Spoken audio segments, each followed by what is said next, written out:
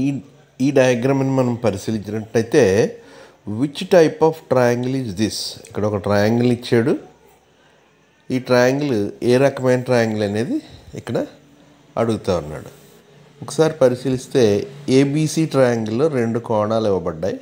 ఒకటి 60, ఒకటి 60. 2 60లు ఇచ్చినప్పుడు మూడో కోణం కూడా ఎంత అవుతుంది అనేది మనం పరిశీలించవచ్చు. లేదా ఇంకోటి ఎక్స్టీరియర్ యాంగిల్ ఇచ్చాడు, బాహ్య కోణం ఎంత ఇచ్చాడు? 120 ఇచ్చాడు. కాబట్టి ఆటోమేటిక్గా లీనియర్ పెయిర్ ఆఫ్ యాంగిల్స్ ప్రకారం 60 అవుతుంది.